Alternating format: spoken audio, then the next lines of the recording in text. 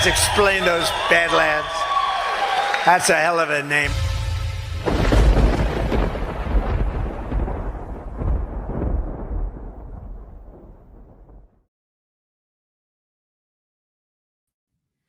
You know about Van Man taking down big toothpaste with all natural oral care, right? It's the perfect time to grab the dental care bundle to gift. Van Man's tooth powder is loaded with minerals like eggshells and bone, and combined with pulling oils and peppermint aloe mouth rinse, it's truly the ultimate fluoride-free dental hygiene bundle that saves you 25% off the individual prices. And the van never stops. Introducing Van Man's new Pearl Eye Cream and Sweet Onion Shampoo. Head over to badlandsmedia.tv/vanman to see what's new. That's badlandsmedia.tv/vanman. What up, Nate Dogg? Hey, man, just another great day. No longer part of the WHO. I got my big jacket on in solidarity with the people of Oklahoma right now. That's good, man. A little cold out there in some places. I have a sister down in Tennessee. I'm a little concerned. Don't know if it's all hype or if it's legit. What do you think? I don't know, man. I ain't out there. I'm out west, where apparently the winter is quite nice this year. So, yeah. And anybody down there, drop it in the comments. Let us know how you're doing. Because it's supposed to start rolling in today, right? I think so. Like 2 days of straight Hoth out there. So straight Hoth. That's straight Hoth. Get your tauntauns ready. Cool. Okay. Well, we hope you guys enjoyed the first episode of the MAHA Living sort of supplemental MAHA show here on Badlands that premiered 2 days ago on Wednesday night.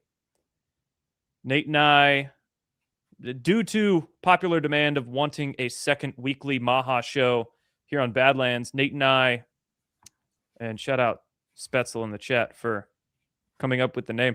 We're doing a second show, but due to our schedules, we can't do it live, unfortunately. But so we're pre-recording a short show that we're calling MAHA Living, and in this one, we're diving into one topic at a time. So more deeper research, singular topic focused on health concepts, diet, nutrition, exercise, fitness, industry news, whatever. And then here on MAHA News, we are live, and we're just talking about whatever Hornet's Nest RFK Jr. is kicking this week. So fun stuff. Yeah. Yep. Oh, someone in the chat says -10, -22 in Minnesota. Woof. They got negative Fahrenheits out there.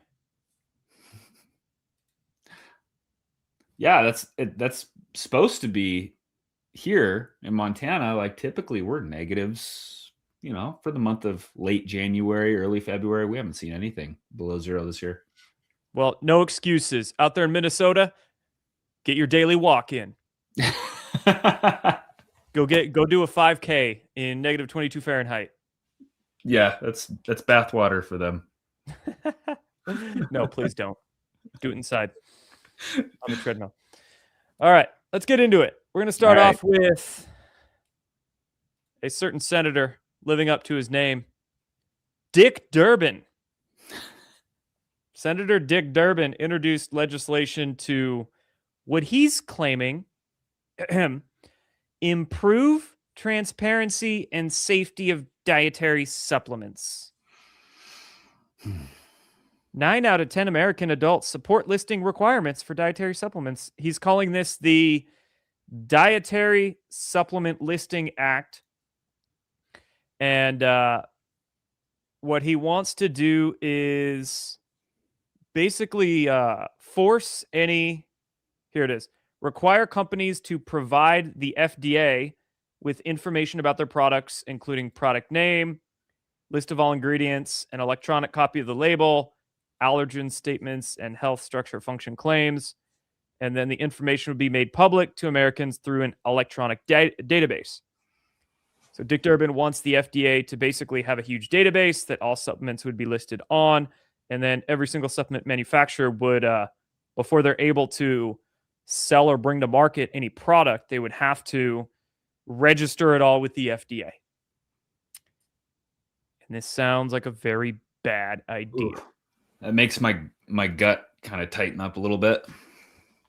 Now, mind you, Dick Durbin, I believe, is not running for re-election, so he's going to be out of Congress later this year, early next year. So this is one of his last things he's trying to do, probably getting some pharma money or something from Pfizer for trying to roll this through. The thing is, and Nate, you can attest to this, is that products already have to put everything on the label. Mm-hmm. We'll get in deep shit if you don't list everything on the label that is in your product. Active ingredients and other ingredients. Of course, you can use a, proprietary blend, so you don't say exactly how much of each ingredient is in there, but you have to list each ingredient. Yeah, I mean, there is already pretty heavy regulation on anybody that wants to play in the supplement industry. And it doesn't just come from the FDA. It comes from things that you wouldn't even imagine, like who your bank is, who is processing your payments. They all want to know that you're selling a good product. And so right now, is it possible for somebody to sell a garbage product and lie about what's in there? Yes. Would they get away with it? Not for long. You're going to get caught. So in my opinion, this is about more than just, for the American adults. And electronic copies of the label are already listed on sellers' websites. Yeah. Allergen statements, typically always listed as well. Health structure function claims, always listed with a little asterisk that points down to a statement that says, this has not been evaluated by the FDA. You does not treat, cure any disease. Yep. It's all legally already required to be on labels. So this is just forcing everything into a government database, more government control, and then basically forcing companies to file, which would, you'd have and then the question would be, okay, is there a fee? Like, does the manufacturer of the supplement have to pay the FDA $500 or whatever, which I'm sure Dick Durbin would probably try to write in here. This would basically just screw small businesses. Yeah. It would just screw small businesses. And the American Herbal Products Association, AHPA, came out in stark opposition to this bill, basically for all those exact reasons. Good. But the AHPA does not support legislation that lacks provisions to clearly benefit public health or sufficiently accommodate small businesses, because it would create a backlog if you had to have 50 or 100,000 products all registered with the FDA at the same time. Yeah. Small businesses would be waiting a year at least. Yep. Forever just to roll out a product onto the market. So this would royally screw the industry. Yeah, it sounds, like in Durbin's statement there, it sounds nice and for the people and for transparency, but on the other side of it, the reality of it is that it would definitely crush a lot of small businesses, and who knows what it would look like, like a year into it. So what happens if they deny your submission, or their website goes down or is technically, messed up? No bueno. In Dick Durbin's statement here, it says more than 75% of American adults use a dietary supplement. However, no product is without risk. In 2023, the FDA received more than 2,000 adverse event reports related to dietary supplements. That's it? Yeah. Yeah, that's pretty low. Even if that number is underreported, the FDA estimating the actual number being 50,000, that's it. If you have 200 million Americans using supplements and you only have 50,000 adverse events, that's all. Yeah. How many adverse events do vaccines give, or pharmaceutical medication, or anything of that sort, right? Well, yeah, I mean, and also how much of that is because of customer mistake or a consumer's mistake. Like if they're taking some sort of pharmaceutical medication and then they take an herb and that interacts with their blood pressure medication, like now they're going to go after the supplement manufacturer for that? No. They always do. Yeah. Yeah, great point there in how many of those adverse events was just the customer being a silly goose, not reading suggested use properly, or was doing something wrong and screwing themselves up. And instead of blaming themselves, they blame the company or the product. You know, there's examples we could point to over the decades of that exact thing happening. So for instance, story time, ephedra. A lot of people were taking ephedra back in the 80s and early 90s to lose weight. And yes, it was a stimulant and it would give people a lot of energy and raise their metabolism and be a thermogenic, so their body would heat up and it would help them burn fat. Once upon a time, I believe in the mid to late 90s, there was one guy who died after taking ephedra. And then the government blamed the ephedra. Oh my gosh, we got to ban it. There was a huge attack against ephedra on the market. But what the media didn't report and the government didn't say was this guy, after taking ephedra, also snorted a line of cocaine. And then he had a heart attack and died. So they didn't report that, blame the ephedra. I've taken ephedra a few times. Yeah, it is strong stuff. And it was nice. But it's not super deadly. So yeah. Yep. Team Smooth, consumer ignorance. Yep, I took ephedra back in the day and I got banned. Consumer ignorance and a huge number of different supplements used and sold. Indeed. Yep. Yeah, a lot of those adverse events just come down to pure consumer ignorance. You know, reading the label wrong. Says take 2 drops, they take 2 tinctures and something of that sort. So you really have to be careful, you know, and make sure you're not doing anything else. If you're taking any supplement, might be contraindication and everything. Lines of cocaine. The government just wants to come in with their kid gloves. You know, let us protect you. Yep. No. I'll pass on that shit. For sure. One more piece of industry news. The tariffs. So this story is from about a month ago, but we haven't touched on it, and I find it notable. So, you know, Trump's tariffs, he's slapping on all these countries. When the whole tariff talk started, when Trump was inaugurated a year ago, one thing I was worried about was the supplement industry and what kind of tariffs would be slapped on products coming in, which there are a lot of cheap Chinese supplements that are flooding the American supplement market and causing problems. But some stuff, you know, some herbs, some mushrooms, some things just don't grow in the States. So you have to get them from around the world. Yeah. Turmeric coming from India or spirulina coming from Japan. A couple of examples. So, you know, it's not always bad to get a non-US made supplement or herb. But sometimes you literally can't get it. So right, correct. Yeah. You know, like Southeast Asia, a lot of herbs grow in Southeast Asia and they just don't grow in the States. Or to grow them in the States, you have to make some giant artificial factory. It's like, I would rather have them naturally grown in Thailand and get that.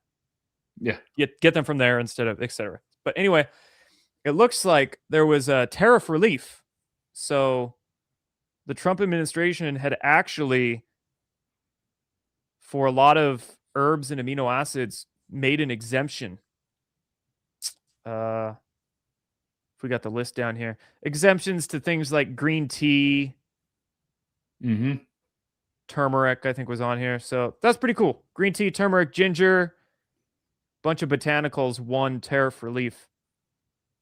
That's pretty sweet. Yeah, I think, you know, for sourcing, I've definitely seen an impact over the last year. Some flavorings, wintergreen flavorings, that sort of thing. A couple of herbs, you know, some things have definitely gone up, but it hasn't been like world ending. It's all manageable. Yeah. For sure. A couple comments here. If producers and manufacturers would only do more testing, i.e. heavy metal tests for herbs. Yeah, I could agree for the most part. It would be nice if some producers and manufacturers did more testing. I mean, and I would say too, like out of compliance when it comes to that, there are manufacturers and there are supplement companies that offer those just because they want to provide that for their customers. And so if that's important to you, focus on buying from those companies that are willing to do that. But if we had the government come in and force that testing, now you create a bureaucratic nightmare that all of us have to try to stay within their guardrails. And I've seen that within medical cannabis industry. As soon as that system came into place, the number of issues that producers were running into, it was off the charts. Multiple times somebody waiting on a license over some stupid little document or signature or something, and they were shut down for 3 to 4 months at a time, sometimes longer, just because of that one document, even though they were meeting all of the guidelines. So also, it would be nice if some of that testing wasn't so damn expensive. Because it Yeah. can cost thousands of dollars to get a chromatography test or other kinds of tests to test your on product. one product. And then, so, that's one factor where smaller supplement companies just can't afford the testing because it's Yeah. so damn expensive. Yep. So, Yeah, inputs are so expensive now. Like to add that on, it's like, okay, so now you got to pass that on to the customer so that you're not eating it.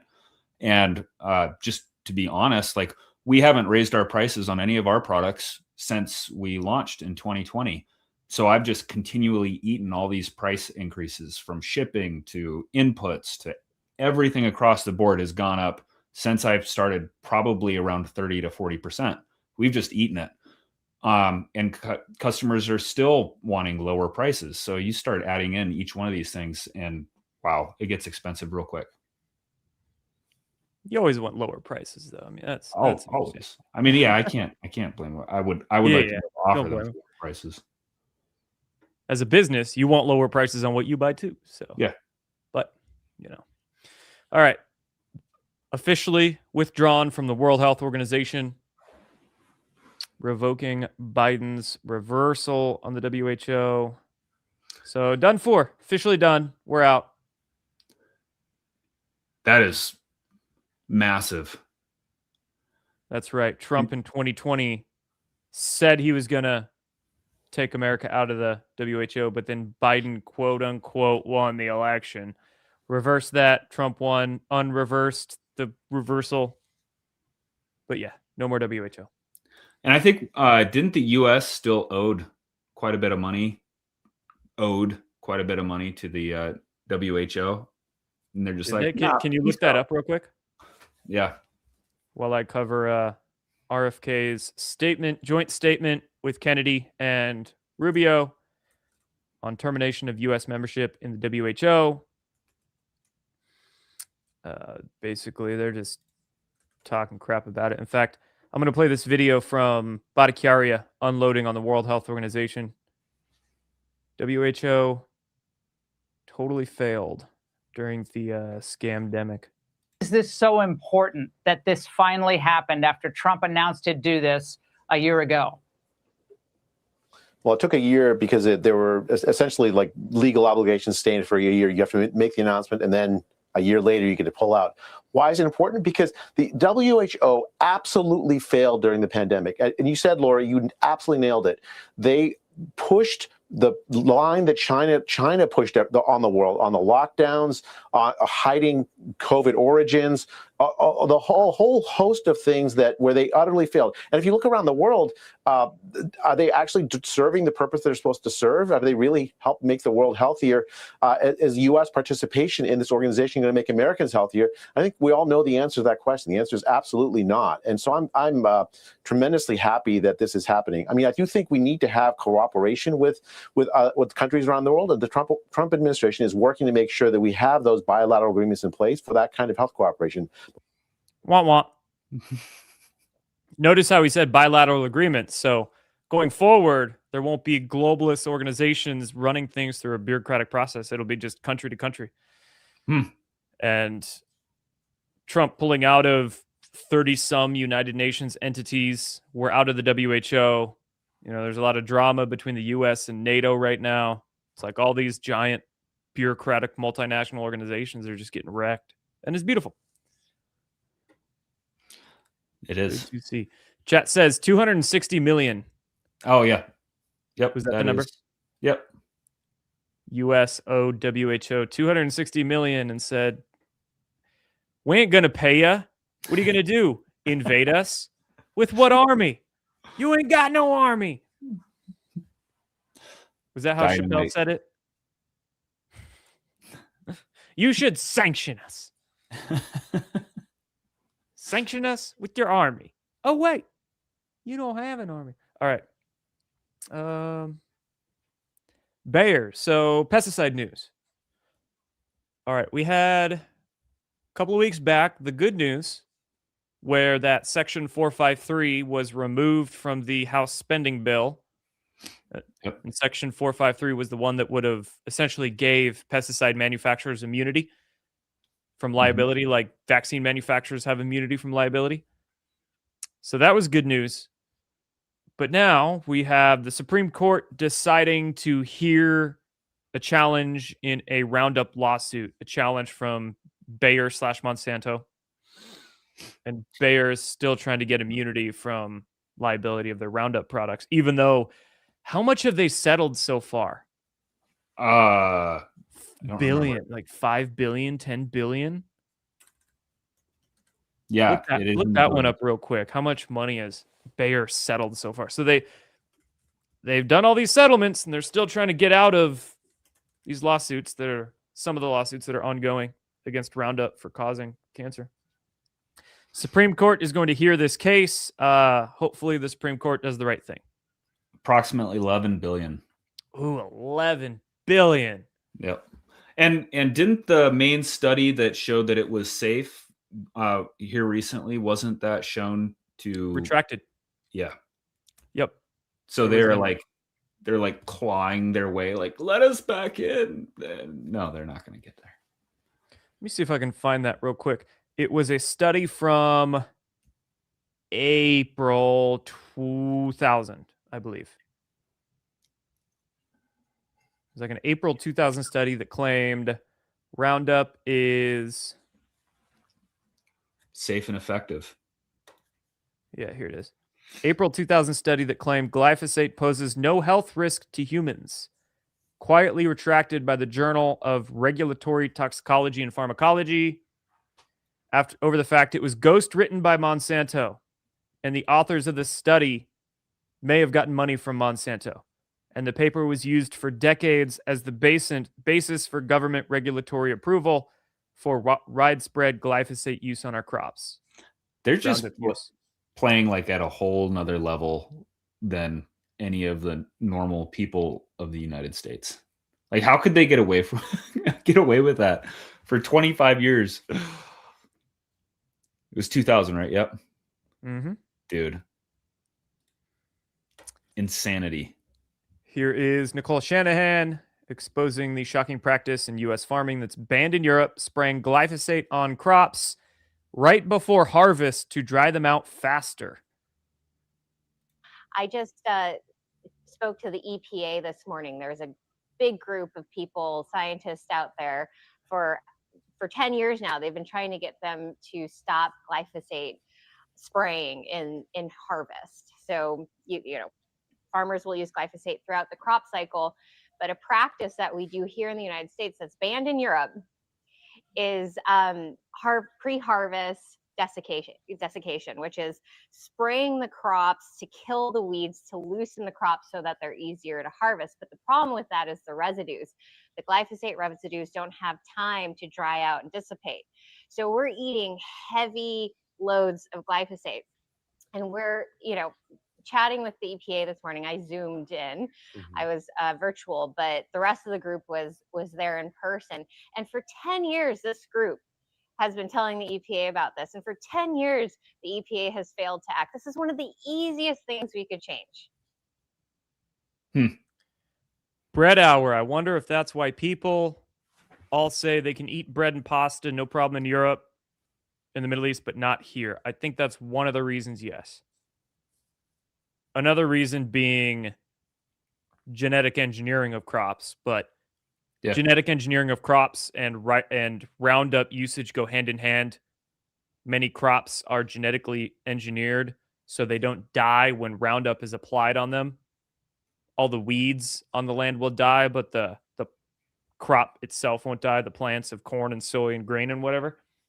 So genetic engineering plus extra Roundup plus probably the extra preservatives used in bread. Like here in America, we put aluminum-based anti-caking agents in cheap bread and things like that. So,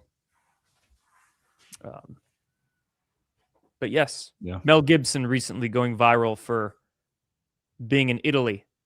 And he said that he can eat Italian bread, but when he eats bread here in the States, he, did we cover that video here on MAHA News? I think we did. Yeah.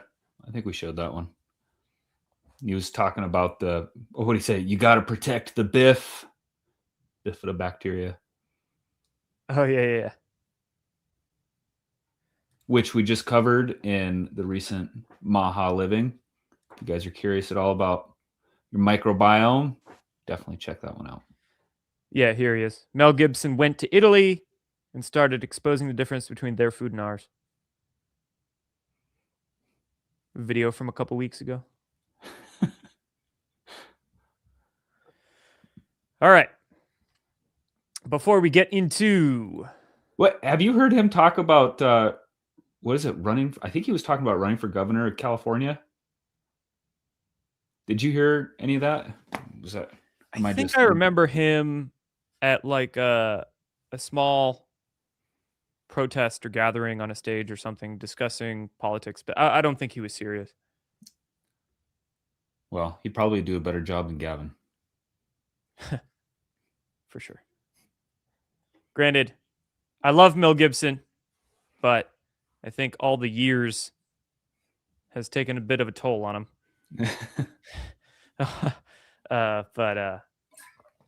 Yeah, he would at least be honest in that position as opposed to Patrick Bateman meets Ken doll Barbie Gavin Newsom. Maybe get him and Eddie Murphy up there. It'd be like the good old days. Yeah, for sure. That aluminum and stuff messing the bread makes sense. Farmers marketed white bread is amazing compared to commercial bread. Farmers marked white bread. Market. Well, a lot of white bread out there is pretty bad. But if you're talking about white bread, like homemade sourdough or something. But yeah, a lot of bread has like cheap Wonder Bread Franz crap has aluminum anti-caking agents and so much other stuff in it. Some cheap breads even have corn syrup added. Marilyn says she makes her own bread, uses organic non-GMO flour, and it's all sourdough. Nice.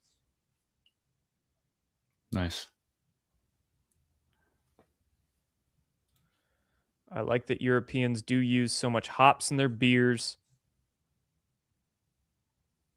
I worry about the hops weakening our young men. You mean they don't use so much hops in their beers? Yeah, a lot of the Europeans prefer like the wheat beers, don't they? Especially in Germany with their Hefeweizen. Hops is, I think, about 70% of the hops here in America is grown in Washington State. And hops is actually more estrogenic than soy, which could explain middle-aged men's beer guts, like older men's beer guts, hormonal weight gain. All that weight's going straight to their core. You know, I was blissfully ignorant and enjoying my IPAs on the weekend. And now that you brought this up, I can't open an IPA without thinking about it. I actually even haven't had one probably for the last month. Yeah. So thank you for that. I appreciate it. You can fact check me. I'm pretty confident. I'm pretty sure I've read science about hops being more estrogenic than soy, but that's just a conjecture of mine that that's the reason why beer guts are a thing. Yeah. So proof me on that one. All right, cool. So before we get into talking about the American Academy of Pediatrics being sued with, what is it, a RICO lawsuit? Yeah. Federal RICO lawsuit. Holy crap. Filed by Children's Health Defense. Crazy. So before we get into that, we do have a word from a sponsor, which is us. Happy New Year, Badlands fam. Let's kick off the golden age with unstoppable action. As your favorite Badlands show wraps up, dive right into the Badlands shop, where we've curated top-notch sponsors and exclusive deals just for you. From premium USA-made health supplements and grass-fed meat to bold patriotic apparel, secure tech gear, and veteran-owned coffee, we've got everything to power your America First lifestyle and crush those New Year's resolutions. Whether it's on-air spotlights or daily essentials, shopping here is easy, smart, and impactful. And every dollar you spend fuels freedom, helps us here at Badlands, and helps back patriot entrepreneurs. Thank you for supporting businesses that support Badlands. Head over now to badlandsmedia.tv/shop or click shop on the main menu at badlandsmedia.tv. But don't do it right now. Do it when the show's done. Do it when the show's done. And one more. Slightly. This lotion changes people. My knuckles would actually start to crack. Started using the soft disclosure lotion, and I am very impressed. Even within just a few days, I've noticed a tremendous difference. That's not a script. That's what happens when something actually works. It puts the lotion on its skin or else it gets the hose again. Yeah, that line keeps coming up. Because when you don't use it, your skin starts acting up.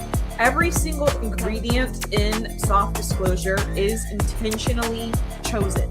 There's no filler ingredients. It is not like this BS product where they have a bunch of ingredients. Every ingredient listed is for a purpose. Over 65-star reviews for the lotion alone. Not influencers, not actors, just people whose skin finally shut up. Soft disclosure lotion. Once you try it, you'll understand why people won't stop talking about it. Visit softdisclosure.com and use code Badlands and get 10% off. Soft disclosure lotion resolved the bad skin issues Claire had for 2 years. Cool. Good to hear. That's awesome. American Academy of Pediatrics. Crap. Hold on. Let me get the right button. Sorry, guys. I have to click that. There we go. American Academy of Pediatrics slammed with federal RICO lawsuit for vaccine safety fraud. AAP accused of operating a decades-long racketeering scheme that deceived America about vaccine safety for max profit. Children's Health Defense and multiple plaintiffs just filed a federal RICO fraud case against the AAP. It's not a policy dispute. It's an organized fraud allegation using the same legal framework that took down Big Tobacco. The lawsuit alleges that the American Academy of Pediatrics helped manufacture false certainty and that the CDC childhood vaccine schedule is thoroughly tested and safe. And et cetera here. So that is pretty awesome. From what I understand, the AAP, it's not just information warfare, but they actually have the ability to impact physicians themselves and their jobs. So this is pretty big going after AAP. So would that be... How is that possible? I don't know enough to speak about that, but I imagine that through their influence, I don't know. It's probably worth looking into, which I will. Yeah, I'm curious if I don't know. Here, let's listen to this report from Stinchfield. Maybe he talks about it.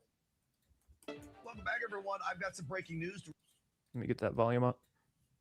Report. We are just now learning that the American Academy of Pediatrics has been sued for violating RICO statutes, meaning they were acting in cahoots for financial gain, as the allegations, with the vaccine companies. This lawsuit makes claims that they manufactured, this is the American Academy of Pediatrics, they manufactured false certainty over the vaccine schedule.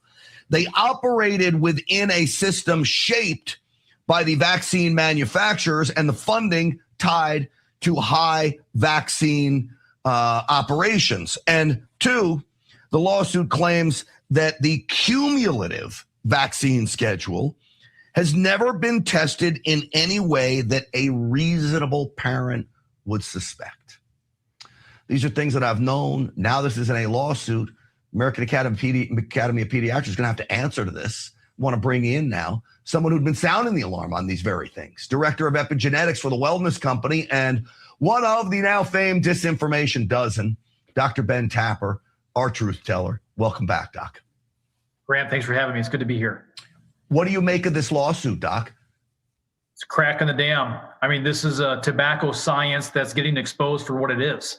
I mean, for many, many years and for decades, the American Academy of Pediatrics has been stating that the vaccine schedule is safe and effective, and that is just a bumper sticker slogan. It's tobacco science at best, and they're being exposed for it. And this lawsuit, God bless the Children's Health Defense for bringing this to the table. They're going to expose these people for who they are. I mean, look at the largest donors grant, Pfizer, Moderna, and this is their largest donor is pharmaceutical industry. So they're going to have, there's public, private interest here with these pharmaceutical companies, and they're being exposed.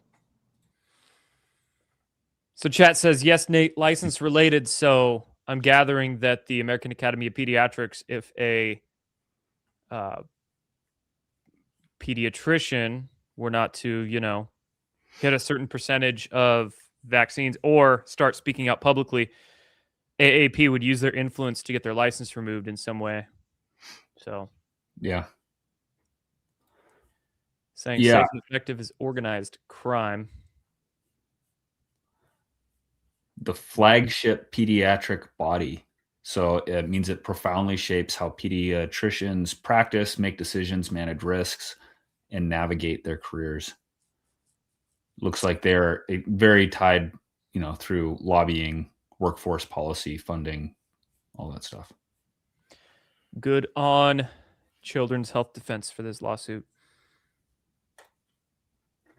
All right.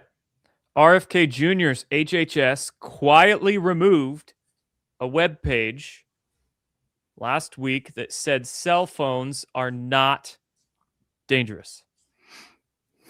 Not dangerous. So, web page says nothing to see here. Cell phone radiation is no problem. RFK quietly removed that web page. And HHS has also commissioned a study into the health effects of cell phones. Hey, what happened the last time that a page was quietly removed? That was the chlorine dioxide page, if I remember correctly. And the vaccines don't cause autism. Oh, that's right. Well, that's right. They didn't remove that page. They totally rewrote it. Yeah. Not based in science. All right. It's what's wild to think about, though, is let's say that RFK comes out and we actually start getting some real science on this. How are we as a world going to make that shift? I mean, cell phones, I can't even imagine how many there are out there now. That would be a massive undertaking. Maybe the Trump phone will be the answer. Yeah. That golden case protects your brain. Well, yeah. Get your tinfoil hats on, folks. I guess this is another conspiracy theory coming true. Next week's MAHA Living Show, Nate and I are going to dive into science and research about health effects of Wi-Fi routers, 5G towers, substations, things like that. And we'll talk about how to un-EMF your life. So we'll dive more into it last week. But hold on, I want to bring this up. I didn't have it in the show notes, but in fact, this would be a good MAHA Living episode. Speaking of EMF waves, right? I don't know if you've heard about this one, Nate, but the 49ers NFL team has had a ton of injuries this year, a ton of injuries. And there's this conspiracy theory going around the interwebs that it is the electrical substation that's right next to their training facility. So hold on, let me get my research ready for this one. So the conspiracy theory is that this substation here, giant electrical wires right next to their practice facility, is causing all their injuries of their players. We're not seeing it on screen. Boom. There you go. So the theory going around the interwebs is that electrical substation is the reason all the ankles are twisting, I guess. And the 49ers are actually investigating if it is that viral substation conspiracy theory. Now, in my opinion, yes, of course, we know EMF waves are bad for your brain, for your hormones, nervous system, all that. I don't think it's the substation. I think it's this right here. I think it's the turf. Did they just recently switch to turf over natural? No, well, the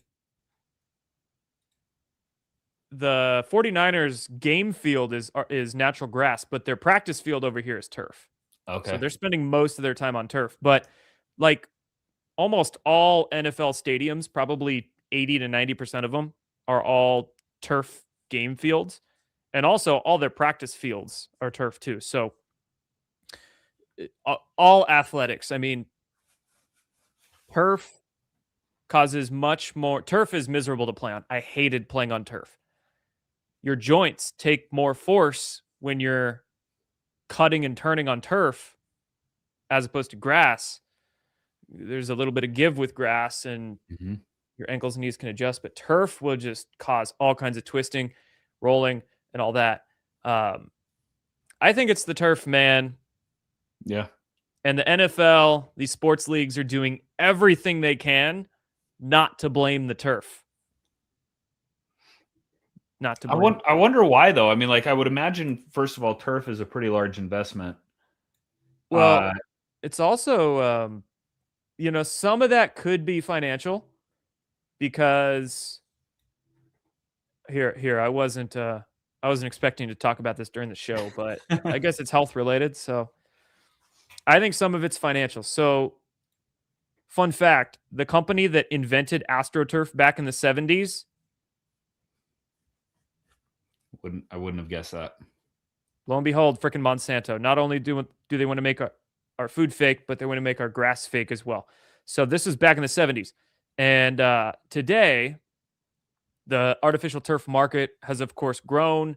It is about a $10 billion per year industry around the world.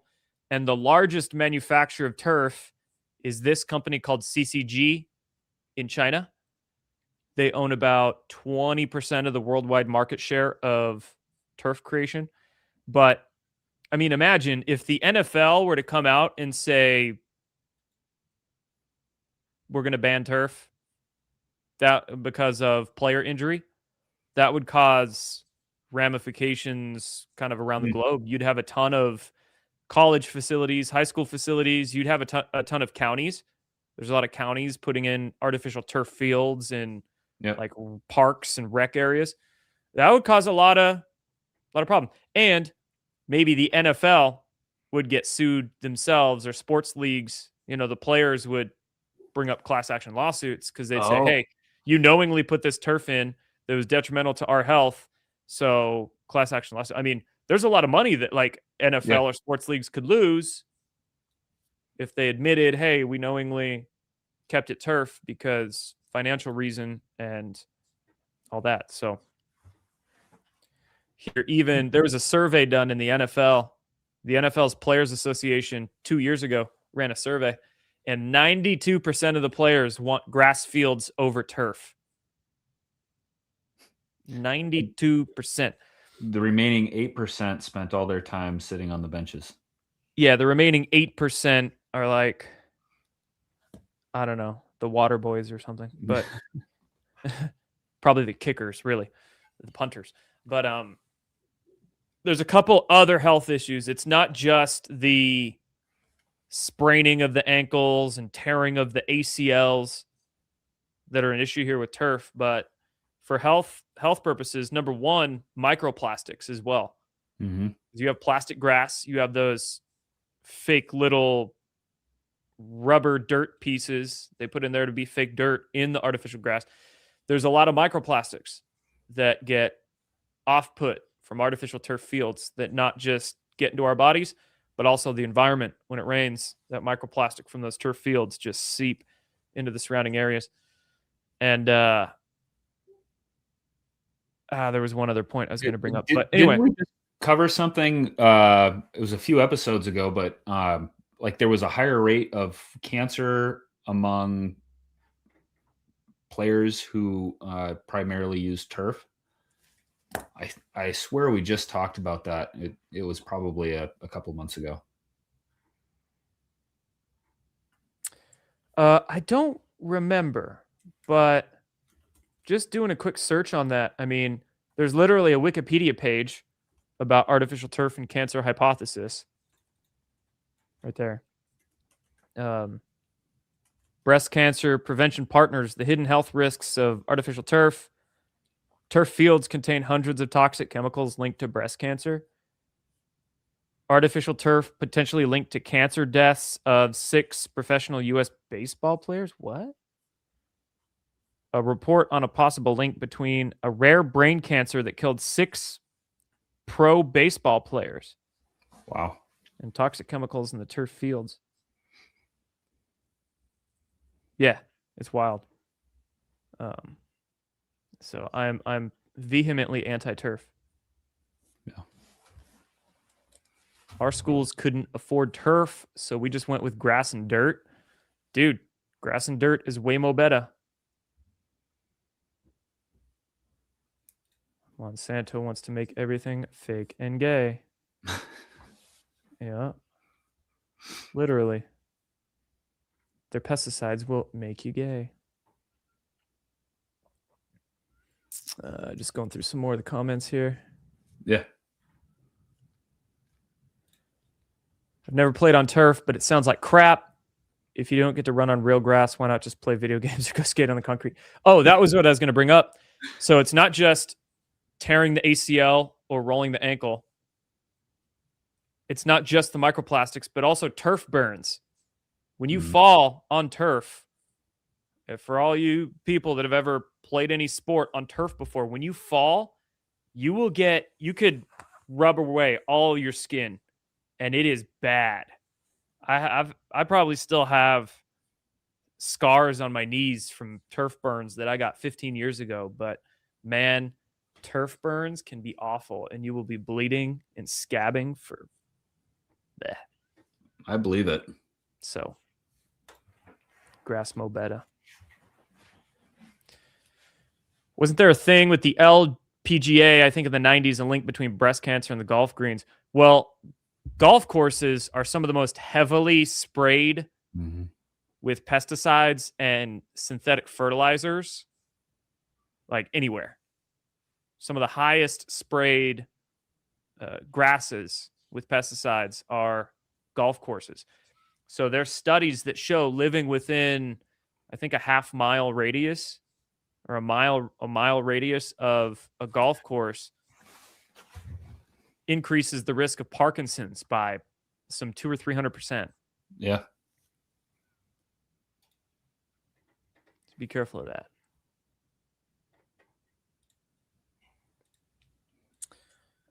Let's see.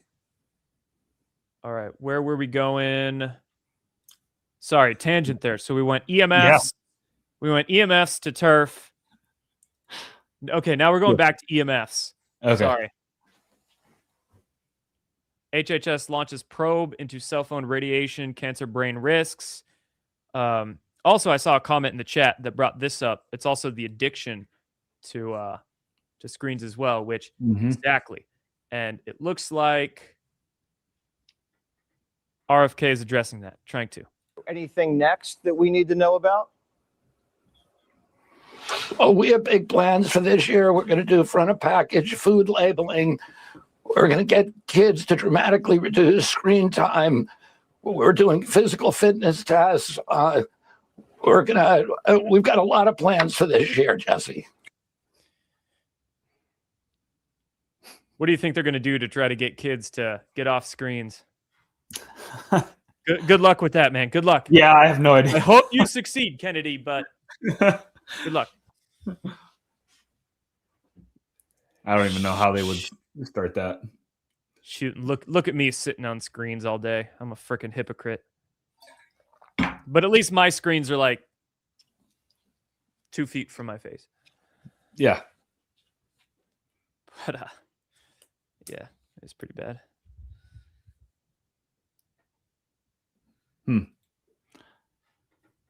Well, RFK works some magic.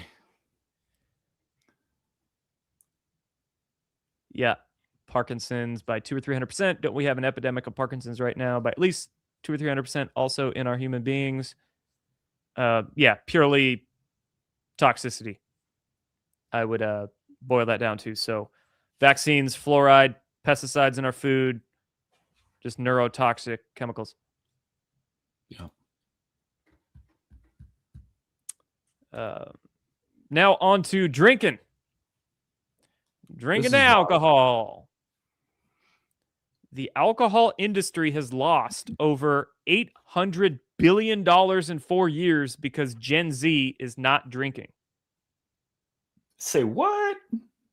Yeah, that sounds high. Nate, can you fact check this one? Yeah, sure. Nate GTP here during our show. You're like, who's Joe Rogan's producer that he always points to fact check stuff? What's his name? I don't know. Yeah, whatever. But you're if you could check this one. I imagine it might be in the billions, but 800 billion, that's 200 billion a year. That sounds really unreasonable. Well, according to Grok, it's accurate. And let's see here. The figure comes from the Bloomberg Index tracking major alcohol companies, showing a 46% drop from its 2021 peaks. Okay, so it's not $800 billion in sales. It's $800 billion in market cap of the companies. Looks like it. Okay, that makes a little more sense. So it's really like, investment firms and stock investors pulling money out of Seagram's and Budweiser and those companies. Okay, so it's not. So it looks like, yeah, so the sales volumes have dipped. Global alcohol sales fell 1% in 25. Wine hit the hardest. But yeah, most of it is stock price, company valuations. Okay, so this meme's kind of stupid. I mean, the alcohol industry has lost that much money, but it's not of sales. Yeah, it's not a sales. Sales are only down a couple percent, but still, I mean, the point they're making here is still valid. Gen Z is just not drinking. Yeah, I don't know. I mean, Montana, here in the Valley, growing up, like that was like the rite of passage. Unfortunately, probably a lot of you can relate. Oh yeah, you go out to the bonfires that, I went to a couple Montana bonfires when they were the best, dude. We had so much fun. Dude, I remember I took a family road trip to Montana when I was like 15, 16 years old, and went out to a big old bonfire out in the sticks, and people drive up with their pickup trucks with pallets, just throw all the pallets in a big thing, and yep. Drinking. Somebody brings the keg, garbage can full of ice. Yep.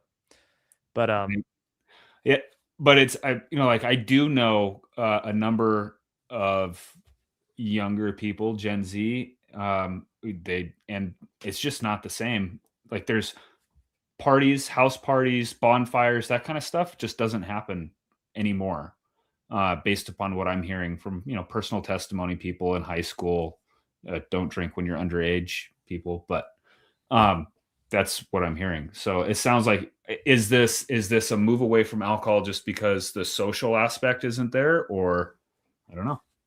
I think a few reasons. Number one, just the antisocial nature of kids these days, growing up with screens, doing things over the internet rather than in person. They just don't have as big as social groups, so they don't do the parties. And I do also notice, just scrolling through Instagram and seeing some posts and all that, it does look like there is a certain percentage of Gen Z that is choosing abstinence and sobriety and just rejecting it all. So I do think some of it is personal choice. I think some of it comes down to just the changing social dynamics of the younger generation with the internet, and especially after COVID, just not as big of friend groups anymore. A lot of them just play video games instead of going out. Also, there's a lot more stay-at-home or work-at-home parents. So when you have a 18-year-old that has maybe a parent who's in their 40s, there's a lot more parents that work from home and aren't quite traveling as much. So like I think back to when I was in high school. Sorry, mom or dad, but I threw a couple of ragers when they would travel. And I think one of the parties, there was probably like freaking 50 people there. Like I don't know how we didn't get the cops called on us that night, but like they would go out of town for a week or two and we'd throw parties. And I don't think, maybe economical factors, but I don't think the parents are just traveling as much anymore. Or also like home security systems, because they got cameras at home now. They can tell. Oh, true. They can tell when the rager's happening, and we didn't have that. Yeah. 20 years ago. So. Yeah. Why did all the cameras go out last night? Yeah, right. Power went out, Mom. My bad. So yeah, I think the home security systems as well. There's a lot. I mean, if I could go back and talk to my younger self, I would definitely advise against most of the stupid stuff I did, mostly drinking alcohol. I think it's a wonderful thing that the generation is moving away from it. But I also think it's sad that the social aspect isn't there, because those are some of the best memories I have hanging out with my buddies doing crazy stuff. Oh God, man. I don't know if I regret drinking, because I partied pretty damn hard from like 18, 19 years old to probably 22. Yeah. For like 3 or 4 years there, I partied pretty hard, but I got it all out of my system quick, and I barely drink at all anymore. Like, not at all. I haven't for a long, long time. I reserve my drinking just for Garts. So I get shit-faced once every 3 months, and I'm good. All right. So that's your sales pitch, you guys. Come to Garts if you want to drink with me and party. I always get mad when I have to speak on the Sundays, because I refuse to drink nights before I have a panel to do. And so, because I like to, when I'm speaking there, I want to be in the right frame of mind, but I always try to like have my Sunday free. So that means on Saturday night at Gart is when I can start hitting the bourbon. So what is Gen Z moving towards, I wonder? Abstinence or I think nicotine. Marijuana, I don't know. I honestly think a lot of Gen Z is kind of moving away from marijuana too. Huh. But I think a lot of them are moving towards nicotine. It's a interesting switch. Or just going abstinent. But yeah. As Matt Gates says, Big Booze hates herb. Major alcohol retailers formed a new group called the Beverage Alcohol Merchants Coalition and pushed Congress to delay the enactment of a law Trump signed to recriminalize hemp-derived THC beverages. So Trump signed the executive order to reduce the schedule of marijuana from 1 to 3. Alcohol retailers are big mad. They do not want any kind of, I guess, increase in awareness of marijuana. Yeah. Big booze, big alcohol, for sure. Let the battle begin. Get ready to rumble. Are they moving to nicotine through cigarettes and vape or patches? I think vapes and pouches, the Zins, Yeah. because it's so easy and accessible. I think a lot of Gen Z are moving towards doing the Zins and the vapes, which I'm not anti-nicotine. I think nicotine's fine. You know, there's research coming out that shows nicotine's helpful for cognition and all that, but the amount that not just these kids but adults use, they do way too much nicotine. Like doing the 6 milligram Zins in a half a can or pounding a full can a day of that. I think people are doing way too much nicotine. Yeah. And then they rationalize it in their brain. Oh, it's good for cognition. It's good for my brain. You're just trying to justify your addiction, bro. You know what's interesting though? I was just talking to my son about this the other day. You look around now compared to when we were kids, cigarettes, it's almost become rare. Like when you're driving, you see some, people smoking in their car. I don't really see that anymore. Not nearly as much as, 15, 20 years ago. Oh yeah, totally. So I think cigarettes are on their way out. Yeah, I have gum here, nicotine gum. These are 2 milligrams. And I do have some pouches somewhere that I think are 2.5s, but even these can be too strong for me. If I could find a 1 milligram gum or a 1 milligram pouch, that'd be great. But I think, these pouch brands cramming 6 milligrams into a single pouch is way too much. If anybody's out there that has like an extra 10 million, Flow Blend will start making 1 milligram nicotine pouches. Just help me out. Thanks for the Rumble rant, ZBM. Let me bring that up. Comment says, pot, Gen Z is way more into marijuana and definitely vaping. Yeah, I wouldn't doubt that they're sticking with the ganj. Wouldn't doubt that, but I know for a fact they're doing the vaping. Alp pouches are great. No, they're not. Sorry. I think they're better than Zyn, but artificial sweeteners. Let's see. Propylene glycol. Yeah. I would not recommend Alp. You've got propylene glycol. That is a petroleum-based byproduct. You've got sucralose, artificial sweetener. Yeah. Alp ingredients are actually pretty bad. I wouldn't use Tucker's. I wouldn't use Tucker's pouches. Yeah. But, I mean, pretty much all the pouch brands have that kind of ingredient list. So, nicotine pouch brands. If you want a great CBD pouch, I heard there's a company out there that can help you with that. But Cyberspeed just threw it up. They just had their Flow. He just had his Flow Blend pouch. Spear Plus going for that CBD. All right. Shameless self promotion, Nate. Tell us about Flow Blend. Now that we're talking about so CBD pouches, and there isn't any propylene glycol or sucralose, sweetened with xylitol, stevia. So if you guys are looking to move away from the nicotine pouches or need something to help you focus, Spear. Yeah, these are great. And stevia, vegetable glycerin. So have you ever found a nicotine pouch that has more pure ingredients like this? No, never. Yeah. Originally when I started the company, this is what I wanted to do. But about 6 months after starting, I started with CBD and I was going to do the nicotine. They changed the law for synthetic nicotine. So I was going to do this with synthetic nicotine, but they changed it. And then you needed all the FDA certifications and all that stuff.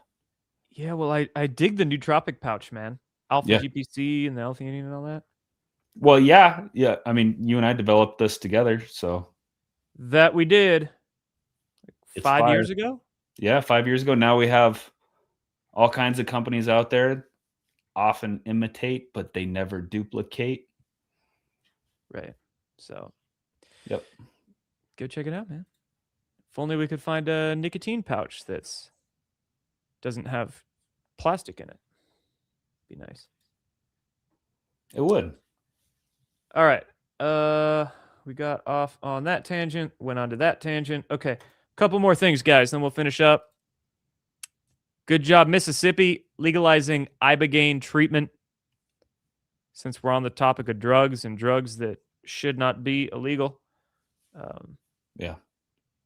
Mississippi is now the second state in the U.S. after Texas to begin decriminalizing ibogaine and researching it for PTSD and addiction withdrawal, reducing addictions. I'm shocked that these are two red states. Not blue states, but Texas and Mississippi being red states. Right.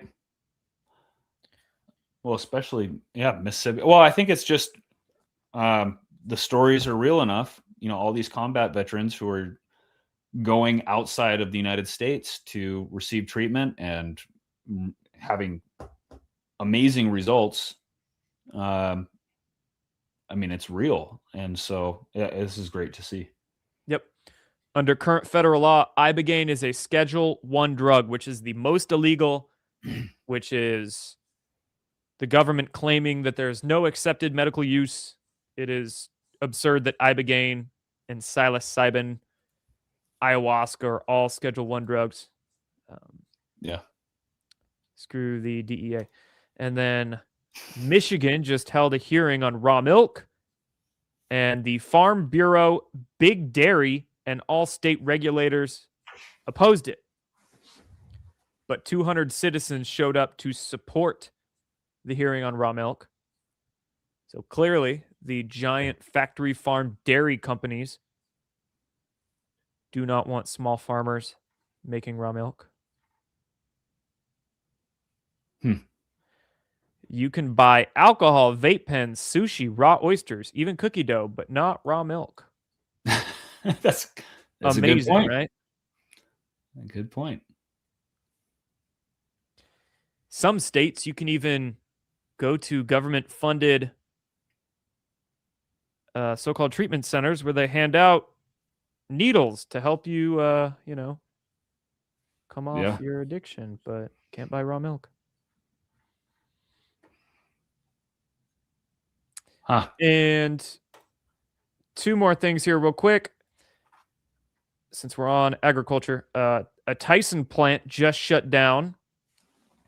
Do you know where this was? No.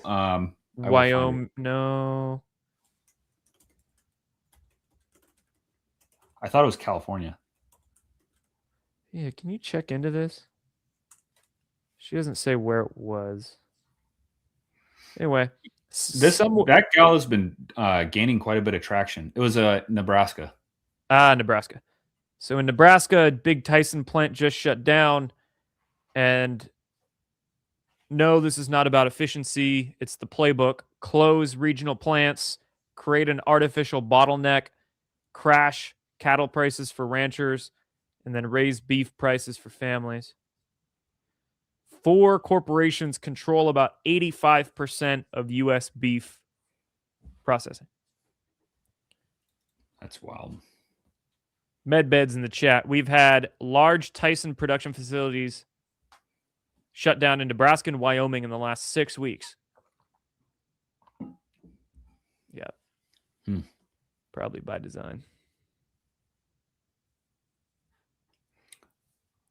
Wonder how fast the impact will be for pricing. Is it just like regional? Is it going to be within Nebraska and Wyoming, or will this affect the entire nation?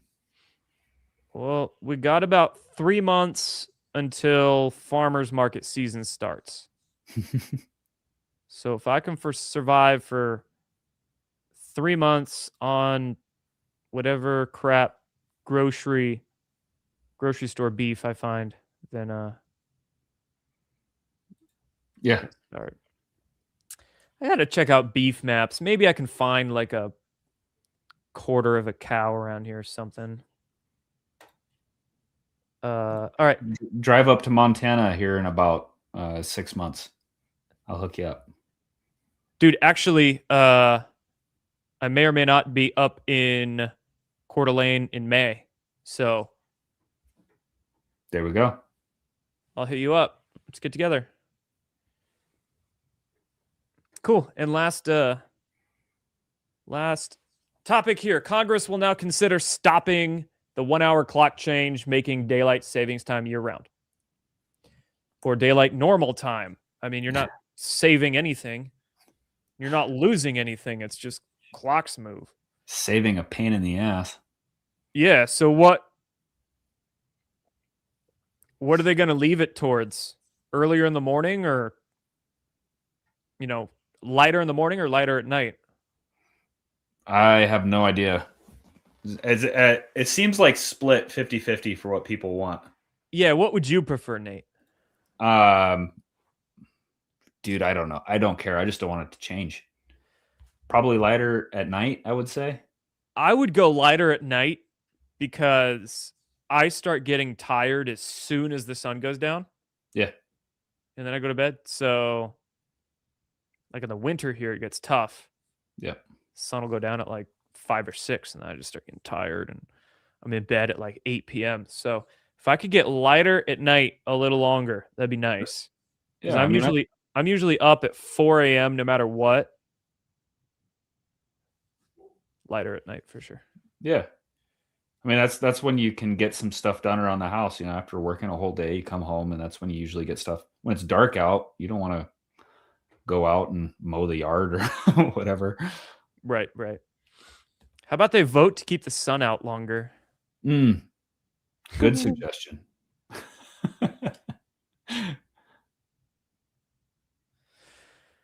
All right, guys. Oh, Team Smooth. Team Smooth. Thank my you. man. Thank you, fellas. Maha.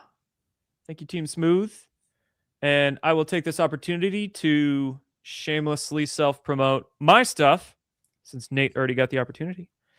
ConsciousStrength.net, new website. Looks beautiful. Very user-friendly now, much more so. Methylene Blue, Shilajit Gummies, Collagen, Electrolyte Greens.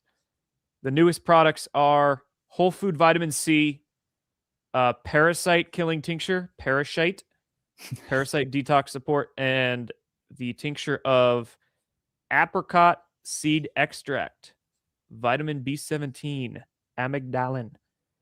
So you can go check that out, research yourself what vitamin C does, vitamin B17, what that's good for. And yeah, ConsciousStrength.net, go check it out. And then I think that's all I wanted to share today. So Looks like people are loving those Shilajit gummies. nice.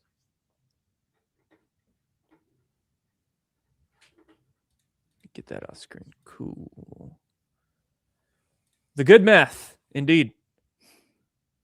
Methamphetamine blue.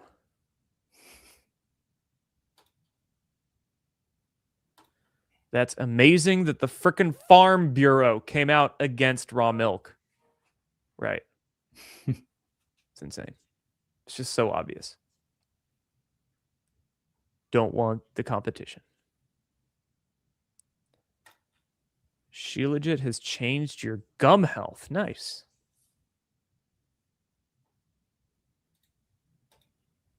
Medbed's got 16 eggs today from the hens. That's awesome. You're a chicken deity.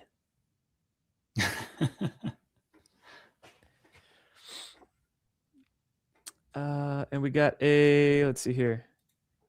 ZBM. Appreciate that. That dollar. Definitely appreciate all the info. Currently on a gut rebuilding diet. Kind of lost with what foods are best for that. You had parasites for 5 years. They did a number in your system. Cheers. You can go, go check our last MAHA Living episode. I think about halfway through We talk a little bit about good foods for diet, good foods to help rebuild the microbiome. Mm-hmm. But one more thing here real quick. You can also check out my coaching program. Every Sunday live call. Got a bunch of videos in there. Courses, coaching, community, all in one. And I can help you. Yeah, I can help you rebuild your diet or structure a new supplement program or do, hit your goals, hit your objectives, whatever you need. So you can go check that out there if that ever stays. Kombucha's okay. I'm not the biggest fan of kombucha, honestly. It's almost too fermented for me. Well, I think it's, when kombuchas first started getting popular, it was brewed by these smaller outfits, I think, who actually really cared about the product they were creating. But as soon as it started gaining market traction, big companies like Coca-Cola came into it. Now you're just getting kind of a cheap lookalike from most of the brands. Yeah, it really has to be a good brand. There's a few kombucha brands I like, but a lot of the big box kombucha brands, they add a lot of sugar. Mm-hmm. So there's sugar added to a lot of the, I think Kavita and others will add almost 15 grams of sugar per bottle. And it's too much, man.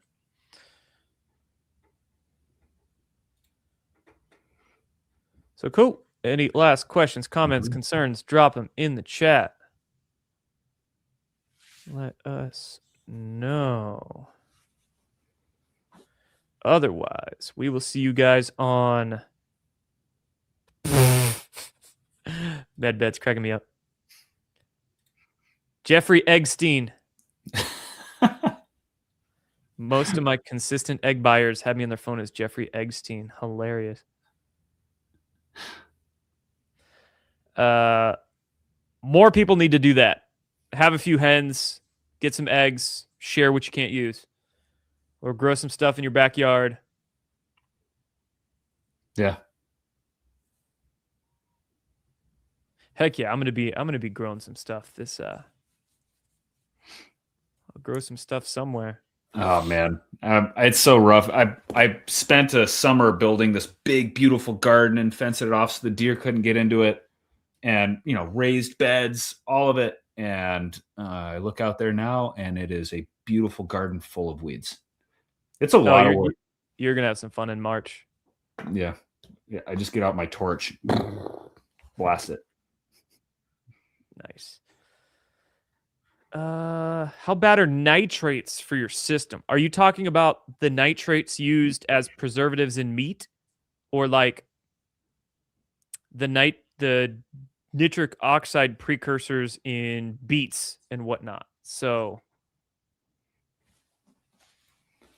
I would avoid the nitrates in beef. So beef jerky, ground beef, any beef products, beef sticks.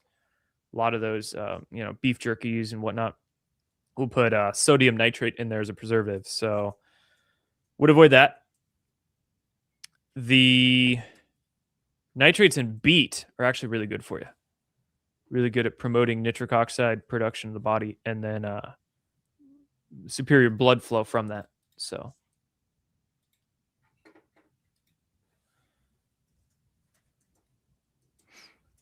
I mean, you can eat beef jerky. You just have to find quality beef jerky. yeah, actually, a pretty good brand is Tillamook. The Tillamook, the cheese company, they make a pretty good beef jerky that doesn't have nitrates and use more natural preservatives and flavorings. They don't I don't think they use like soy protein or anything as a addition either. So I'm not saying Tillamook jerky is great, but it's not bad. Yeah. There's better jerkies out there, but for one that you can find commonly, even at gas stations and big box stores, Tillamook beef jerky is decent.